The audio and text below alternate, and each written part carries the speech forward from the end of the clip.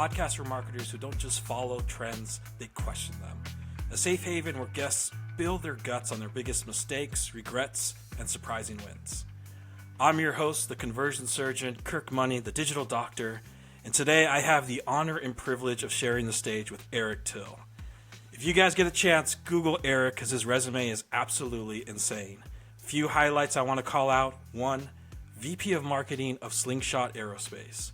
Another really impressive one, Head of Marketing of Aerodome, which recently got acquired in 2024 by Flock Safety, where now Erik is Director of Product Marketing. Erik is not just a talent, I dare say Erik is a gift from the digital gods. He's led teams, he's driven pipeline, he's driven millions and millions of dollars in revenue. Guys, this is going to be fun. Today, we're going to break the matrix. Erik, welcome to the show, buddy. Thank you, Kirk. Quite an intro. I'm honored to be have here. you, man. Could you please share a little bit more about yourself, and also where can people go to find you if they want to learn more? Yeah, I'm on all the typical socials at Erik Till, Eriktill, and LinkedIn is honestly where I'm the most active. But a little bit about me. You said some highlights, but I've been working in the drone, aerospace, and AI market for the last decade or so, from early stage seed and Series A companies as the first marketer up to companies that are later stage with over 1,000 employees and then everything in between. And I've been particularly drawn to companies that are working with customers that are doing things to change the world or make the world a better place, like public safety or space and space defense even. So pretty cool customers and tech that's helping them do their jobs better. Awesome. Thanks for sharing that. Now let's get into the meat and potatoes about why you're here. The wins, the losses, and the lessons most marketers don't have the guts to talk about, but you do. You ready? Question 1. The world wants to know, what's the biggest mistake you've ever made in marketing, and what did you learn from it? Yeah, that's a good first question. I'd say a mistake I made at a company I was at several years ago was not showing my results well enough to the right people. And I think that comes down to people care about outcomes. They don't really care how hard you work per se. And I kind of assumed that leadership saw my hard work and my output. They thought I was doing a good job. And I knew that what I was doing was directly benefiting the company and making a difference. But I think there were key people who didn't know that, especially more technical folks who aren't digging into reports and dashboards. And what it comes down to is you have to show that to them. You have to be deliberate and clear, and put it in their face and be like, we generated X leads from this announcement. We influenced this much pipeline from this campaign. And you might get lucky and have a great leader or great teammates who recognize what you're doing and publicly praise you. But that's not always the case. So I think you have to put in the work, get the results, and then show the results. And you can't skip any of those. And for me, it's kind of uncomfortable to do that. I'm the type of person I'd rather just my hard work speak for itself. But I think to be a valued marketer in your organization, you need to market yourself. You always got to be marketing the marketing, it feels like. 100%. Yeah. What would you say is one marketing trend you fell for that turned out to be a complete waste of time? So this was a while ago. So I'm sure we're all familiar with blogging specifically for the sake of search engine optimization. So it wasn't a waste of time at first. There was a period where I was just turning out blog content, admittedly pretty mediocre blog content, and it was purely just to rank for specific keywords for my company. And it was working for a time, but started to lose its impact. So we shifted the strategy going for higher quality, lower frequency, and that started to pay off. So that would be a trend I kind of fell for, but again, it did pay off at first. But when it comes to those trends in general, I don't think experimenting is a waste of time. So, constantly chasing like the next Clubhouse or the next Vine or whatever it is, the shiny object distracting you from what's working today and going after the trends at the expense of your focus and attention. Um, that's potentially dangerous and a waste of time, but it's, there's no harm in experimenting and setting aside Have you time for played with that. ChatGPT at creating content? And if so, what are your thoughts around it? Yeah, I think ChatGPT is like a, a competent and well-meaning intern, where you can give them some basic tasks, hey, research this or give me an outline for this or start the plan for that.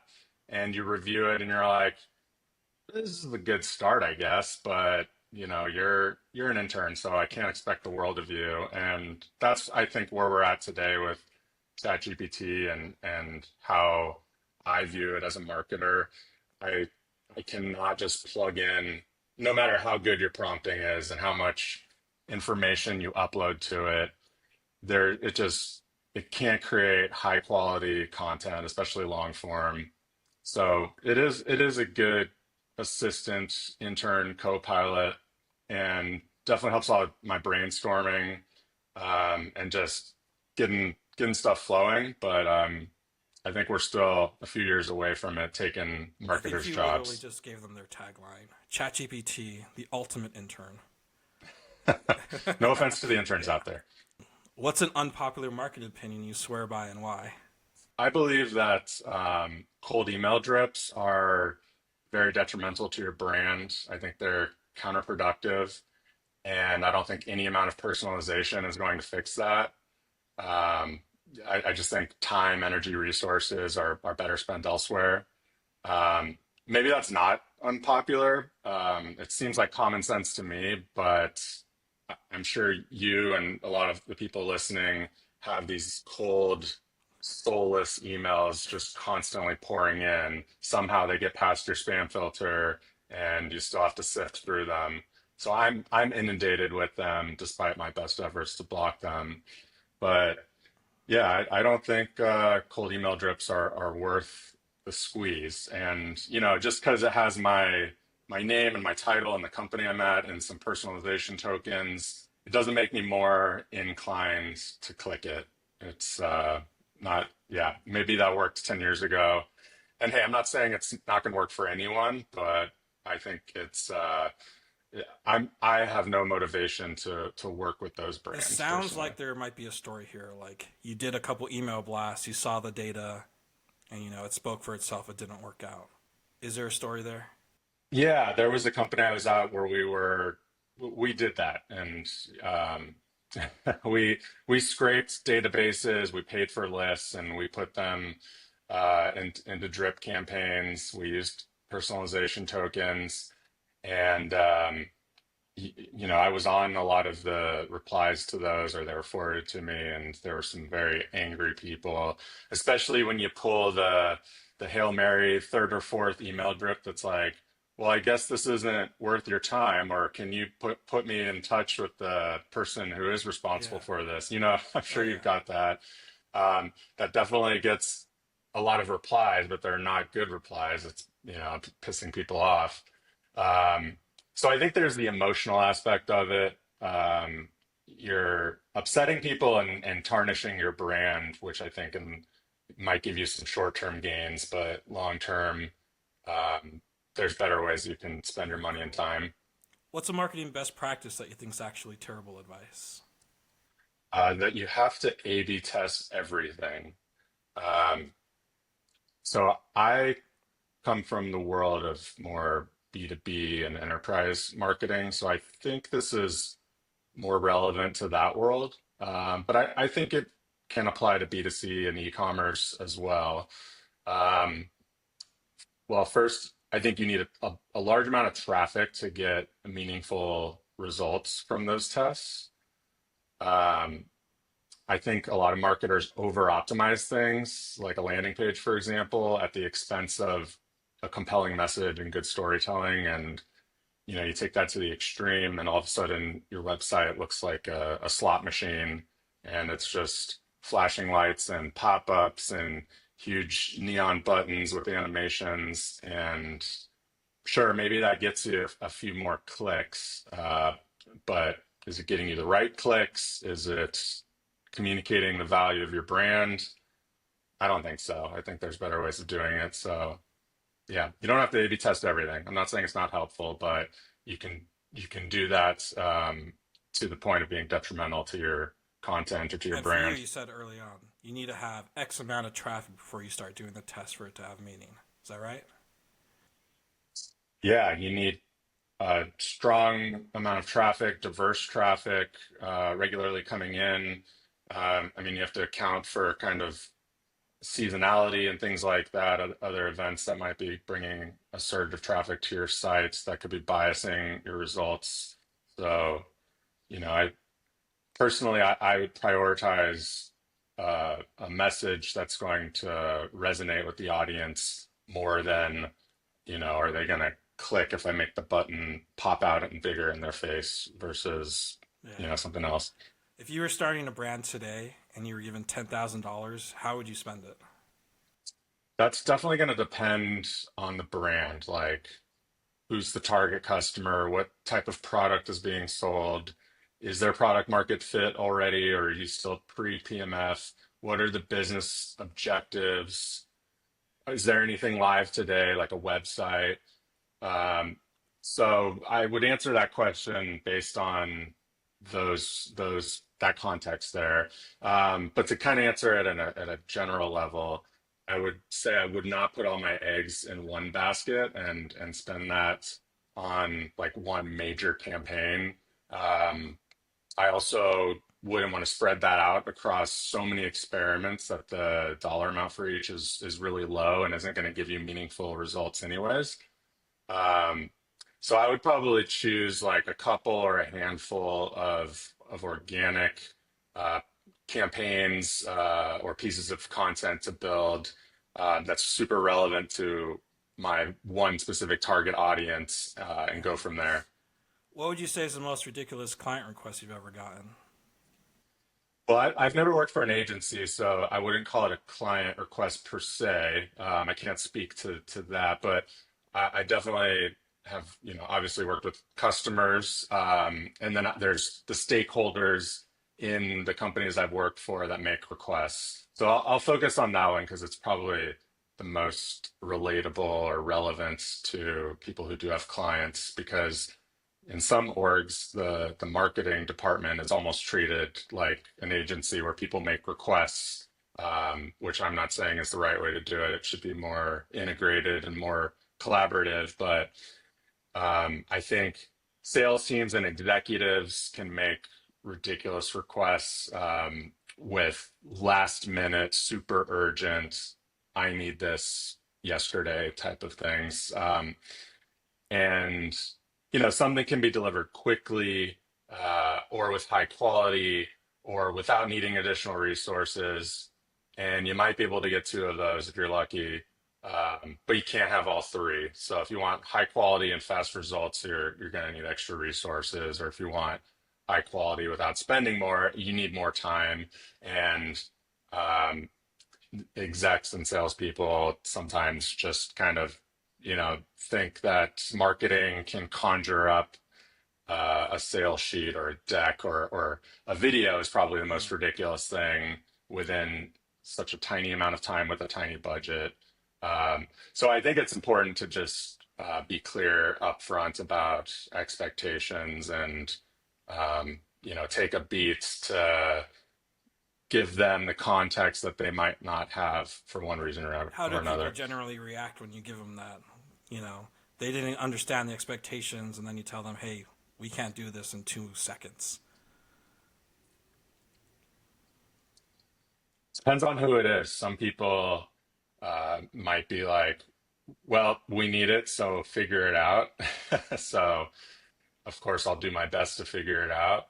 Um, and then a lot of times, I think with the salesperson, for example, like they're going to be really helpful with building the content that they want, anyways, because they're the ones directly interfacing with the customer on the most regular basis and can work with me on generating the content. So it's kind of like sharing the responsibility with them, I think helps paint a picture to them of like, oh, this actually takes a lot of work and a lot of planning and a lot of people to put this whole thing together. So I think bringing that helps bring them back down to reality and empathize with the process. And of course, it's going to get their insights on the content. So they're going to be more likely to be happy with it and use it. What So piece of marketing advice that you give that sounds wrong but actually works? something that I've heard from a few different startup founders. I think the Airbnb guy is one of them has said this before, and that's do things that don't scale, especially in the early days of your company or your product or a campaign, especially a new type of campaign you're running. Um, in the Airbnb case, they would personally visit hosts and talk to guests and use that information to improve their platform and the design and the user experience. And I think the same can be applied to marketing. You want to talk to individual customers, especially face to face, and then you're able to get more insights than you ever could from looking at some cohort matrix with a bunch of numbers on it. And you may have the added bonus of making them a super fan or evangelist in the process. So eventually, you're going to want the quantitative data, of course, but that hard to scale qualitative info from things like in-person interviews, I think are super valuable. They're worth their weight in gold. So do things that don't scale, like talking to customers in Yeah, that's person, for brilliant. example. What's one marketing skill that's made the biggest difference in your career? Crafting simple, impactful messaging, especially about very complex, cutting edge products. And a lot of the times that's to audiences, the customers I've worked with over the years, they're traditionally not the first to cross the chasm to adopt these new technologies. So I think closely related to that is good storytelling. And I think empathy goes a long way with good storytelling and distilling the messaging that's relating to their challenges and their pain points. So the empathy allows you to put yourself in a customer's shoes, understand what challenges they're facing and why they might be looking into a solution like yours. Um, and for me personally, I think I mentioned earlier, I work with customers whose jobs are really important and really interesting. So that makes me care more about empathizing with them and telling a relevant, meaningful story to them and meaningful messaging. And I take a lot of pride in my work too. So I think that's made a pretty big impact. Um, and then another's coming to mind that isn't like so specific to marketing, but I think is relevant in business in general, and that's being open-minded and willing to take constructive feedback. I think that's a super valuable skill that has helped me in my career. And it is a skill because it doesn't come naturally to everyone. It didn't come naturally to me at first. You can get your ego or pride in the way. So you have to practice that. You have to seek out the feedback and remind yourself that it's helping you grow, it's helping you learn. So whether that's your writing or your public speaking, your management leadership skills, anything else, I think it's really important to be seeking that feedback and be open to it and then That's implement so it. good. Eric, let's pretend I'm on your team and I've come to you and I said, "Hey, Eric, I want to do a soulless email drip." And I sent it out and I messed it up. Now you got to give me the gift of feedback. How would you approach that conversation? What would you tell me? What advice? First, I would try to find out what the intent of that campaign was. Were we announcing something or just promoting an existing product and try to dig into why you came to the conclusion that the cold email drip was the best uh, marketing channel for that in the first place. Um, if we had already hit send or you had already hit send on that email and we can't take it back, well, we're just going to have to learn from it and hope it didn't upset too many customers. But um, yeah, I think just starting with why. That's kind of a cliche, but I think it's a cliche for a reason. It's good advice to kind of just dig into like why did you do that? Why did you think that was a good idea? What's the objective? And then That makes starting from sense. there. Eric, you have one hill to die on, so you got to make it count. What's the one marketing hill you would die on and why? Yeah, the marketing hill I would die on is that if you're trying to message everyone, then you're messaging no one, and that extends beyond marketing. I think that extends into product and other aspects of a business. Like if you're trying to please everyone, then you're going to end up pleasing no one. Um, that's why staying focused is so important. So with marketing, knowing who you're writing for or creating content for is critical before you get started. So if I'm starting a planning doc or for a big campaign or even an individual blog article, one of the first things I'm doing is writing at the very top of it who my intended audience is, and then even what kind of persona is that within that audience. Um, so that should be the North Star for everything. What pain points you're discussing, the general theme, your word choice, the tone and voice, the visuals, how you're going to distribute that piece of content. It all goes back to being very specific with who you're messaging. Otherwise, it's not going to That's land with beautiful. anyone. Segmentation. It reminds me of if you highlight everything in a book, you've highlighted nothing. That is the If you could have truth. any other profession besides the one you have now, what would it be? Well, if this was and I won the lottery and I'm set for life type of scenario, then I would love to pursue music production. And I actually used to play in a couple of different bands and I DJ'd at nightclubs in a previous life. It was a long, long time ago.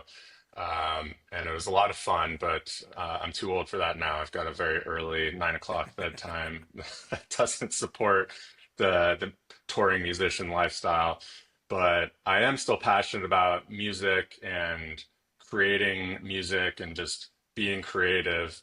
So I dabble in music production here and there, but I just haven't made time.